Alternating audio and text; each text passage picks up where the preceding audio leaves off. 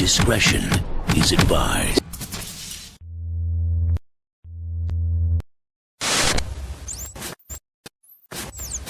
Cleveland, Colin Kaepernick has inspired a lot of athletes around the country to take a stand for police violence. What are your thoughts on that?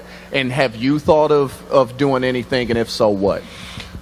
First of all, I'm all in favor of anyone, athlete or non-athlete, being able to express what they believe in a peaceful manner. And that's exactly what Colin Kaepernick is doing, and I respect that. I think you guys know when I'm passionate about something, I speak upon it. Me standing for the national anthem is something I will do. That's who I am. That's what I believe in. But that doesn't mean I don't respect and don't agree with what Colin Kaepernick is doing. You have the right to voice your opinion, stand for your opinion, and he's doing it in the most peaceful way I've ever seen someone do something. What I do not like about the situation is the negative attention that has been thrown upon him from certain people, because it's not deserved.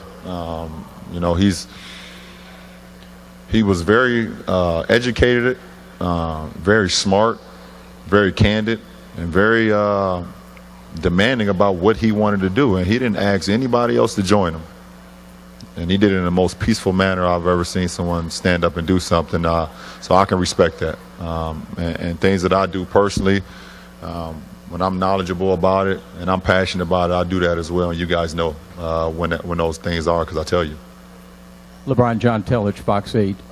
At the ESPYs, when you and a few of your peers stood up there before the ceremony and said what you said, the league is just, you're probably aware, came out with a letter from the commissioner that they would be more engaged in the community and trying to create more opportunities. Is this the type of a statement that you feel can create the best kind of change and the most positive type of change? Well, I think for us, we stood up there understanding what the state of America was in at that point in time and what our personal feelings were. We're not politicians. So we went up there saying America is bad and things of that nature. That's not our position, because America has done so many great things for all of us. Those are our personal feelings, and the one thing that we wanted to get out of that is that we continue the conversation. And the fact that you're saying that, and the fact the league has come out and said that they want to continue to get into the communities and hone in on what's important. We feel like we did our job, and we just want the conversation to continue to go, to understand that. Police brutality and, killings and things of that nature of innocent people. And, it's not the answer. And you mourn the lives of so many innocent people, and you pray for the families of so many innocent people, over this course of time, in a short period of time, So, you feel for that, and for me, my personal feelings is that, I got a 12-year-old son and a 9-year-old son and a 2-year-old daughter. And, I look at my son being 4 years removed from driving his own car and being able to leave the house on his own. And it's a scary thought right now to think, if my son gets pulled over, and you tell your kids, if you just apply and you just listen to the police, that, they will be respectful and things will work itself out. And you see these videos that continue to come out. It's a scary ass situation, that if my son calls me and said he's been pulled over, that I'm not that confident that things are going to go well and my son is going to return home. And my son just started the 6th grade. So, we just want the conversation to continue to keep going. And I don't have the answer. None of us have the answer. But the more times that we can talk about it, the more times we can conversate about it, because I'm not up here saying that all police are bad, because they're not. I'm not up here saying that all kids are great and all adults are great, because they're not. But at the same time, all lives do matter. All lives do matter. All lives do matter. And it's not just about, it's not black or white. It's not that. It's everyone. So it's tough being a parent right now when you have a preteen, but the conversation is continued from the SB speech that myself, CP, D. Wade, and Mello had, and that's definitely a good thing. I think that it's also important for us to recognize that sometimes out of these controversies, we start getting into a conversation. Don't let me get to clapping, boo. Oh, hell no. See, that's communication. And I want everybody to listen to each other. So I want Mr. Kaepernick and others who are on a knee, I want them to listen to the pain that that may cause somebody who, for example, had a spouse or a child who was killed in combat. Nigga, please. And why it hurts them to see somebody not standing. But I also want people to think about the pain that he may be expressing about somebody who's lost a loved one that they think was unfairly shot. Why is he so stupid? Why is he so stupid? I ask myself that every day. News comes as the NAACP issues a list of demands in response to the shooting. WRL's Candace Sweat is in the Queen City tonight, and she joins us live now. Candace. Colin, it appeared today that the NAACP as well as the clergy really had two main objectives. One, to present that list of demands and their call to action, and two, to rally and march as they have been over the last 6 days. No justice, no peace. No justice, no peace. As they have for the last 6 days, protesters and community members made sure they were seen and heard. Keep on walking.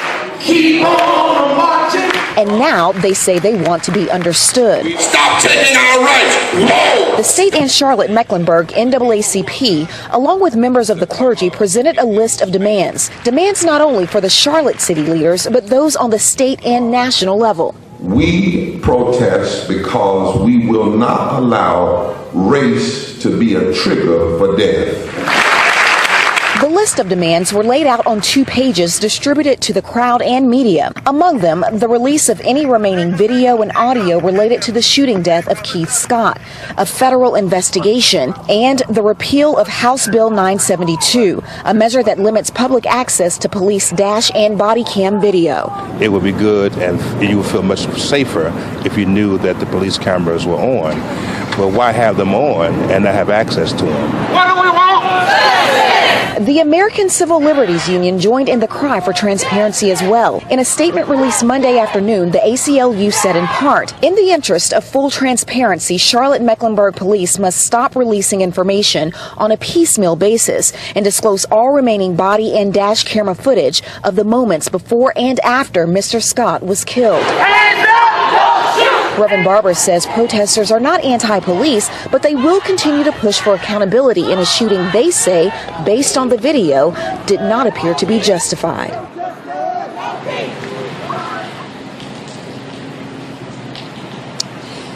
And the protesters that you see marching in our piece actually marched here from the church where we are now. Then they marched on to the park, and from the park they went on to City Hall, and they joined a group of other protesters inside the City Hall chambers where the situation grew pretty intense. Now, it's not the same sort of situation that we witnessed the first night of protest, but still the message itself is very direct and very intense. It's a regular Monday night football practice for these 8- and 9-year-old boys. Did anybody come to me? Nobody would answer their phone. But for the parents of Ettrick's minor league football team, it's anything but an ordinary night, as the team is dealing with serious fallout because of this picture. I let people know that I was upset. A snapshot of the Ettrick team with several of the young players on bended knee during the National Anthem played at this weekend's game against the Chester Bengals. For some parents on the opposing team, the gesture appeared to be a clear political statement. One parent asked that we conceal his identity. Like if somebody had been in the stand in front of me and they had not stood up, that would have been okay with me. But using that platform with your players to send a message, that was disturbing to me. Parents quickly turned to social media, causing a firestorm that eventually reached the president of the Ettrick Athletic Association. Too much politics for me. Former assistant coach Javon Campbell says he was not asked to step down because of the incident, but left on his own.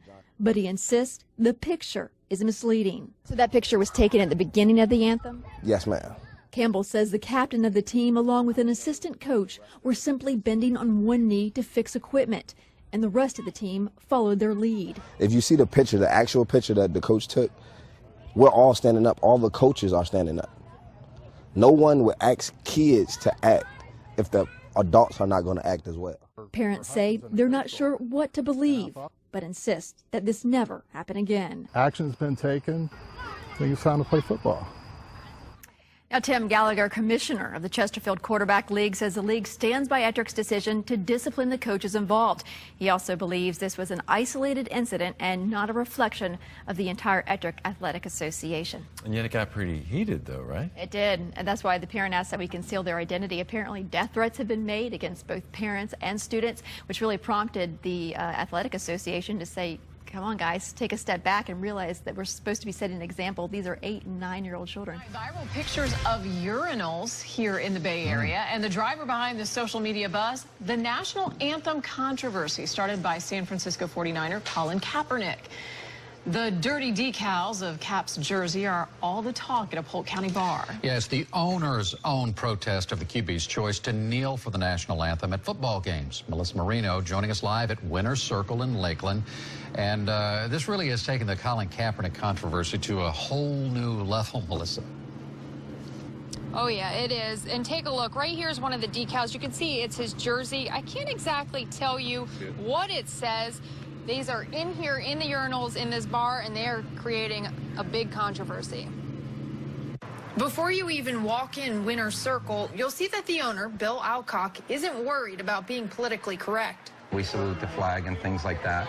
Seeing an NFL star choose not to hit a nerve. When the whole Colin Kaepernick thing came about not standing for the national anthem, I was kind of offended by it.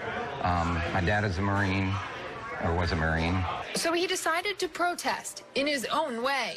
It's definitely a target, no doubt. Yes, these are mini Kaepernick jersey decals in the urinals. So I just thought that it'd be funny, kind of tribute, non-tribute to him. I laughed. It just like most people laughed. I thought it was a pretty funny idea. For the most part, if you don't like it, there's several other stalls that you could choose from. So, you know, don't pee on it.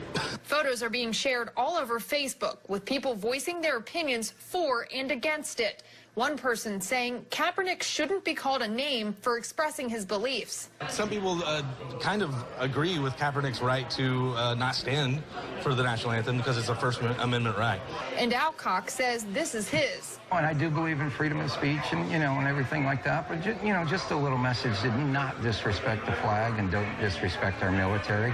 That's what I think it is. And this gives you a little chance to disrespect his jersey, so to speak. Well, the owner tells us he had extra decals made, about 200 of them, because he's had so many requests. Where do you stand on this whole Colin Kaepernick issue? Well, in what way? What do you mean? Oh, do you have a problem with Colin Kaepernick? I think it's a problem. Anybody who disrespects this country and the flag. If they don't like the country, they don't like our flag, get the hell out. That's what I think. So if you're asking me, I have no respect for Colin Kaepernick. He probably has no respect for me. That's his choice. My choice is that I like this country. I respect our flag. And I don't see all the atrocities going on in this country that people say are going on. I see opportunities if people want to look for opportunities. Now, if they don't want to look for them, then you can find problems with anything. But this is the land of opportunity because you can be anything you want to be if you work. Now, if you don't work, there's a different problem.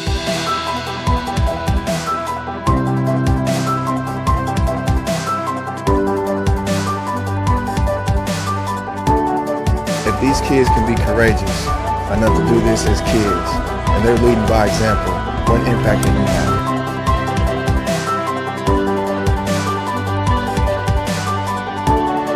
We respect people in the armed forces, the Army, the Navy. Again, you can't say any clearer than that. This is not a disrespectful movement. And I think that's kind of a smokescreen not to deal with the issue.